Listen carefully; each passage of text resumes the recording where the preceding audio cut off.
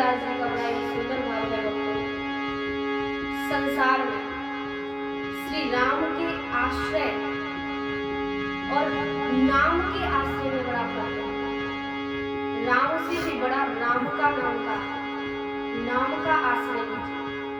संत सूरदास जी बड़े अपने भाव रख रहे हैं पद के माध्यम से।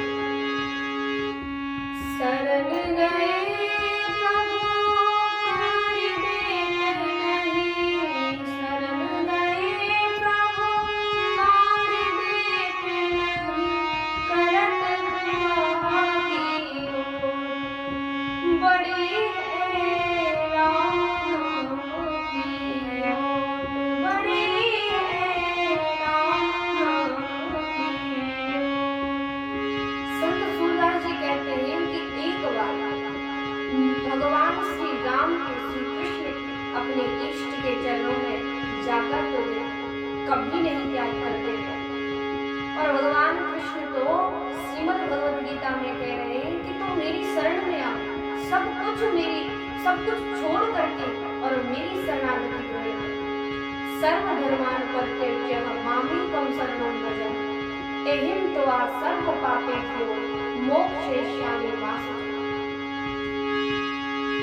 कि सब कुछ छोड़कर मेरी शरणागति करो। संत सूरदास जी कहते हैं, हाँ बैठत समय सभारि जोगी, बैठत समय सभारि जोगी, कौन बड़ो को छोटे, हाँ कौन बड़ो को छोटे, बड़ी है राम नाम की ओट, बड़ी है राम नाम की ओट। संत सूरदास जी कह रहे हैं कि भगवान राम के लिए, कृष्ण के लिए जिसकी शरणागति तुम ग्रहण कर रहे हो, जिस भी देवी देवता उनके लिए सब कुछ छोड़ दो। संसार की आसक्त विषय वासनाएं वो सब कुछ छोड़कर जब उनकी शरण में जाओगे, कोई गरीब हो, संसार का सबसे गरीब हो, अमीर हो, चाहे छोटा हो बड़ा हो, उनके लिए ये कोई मायने नहीं रखता। भगवान कहते हैं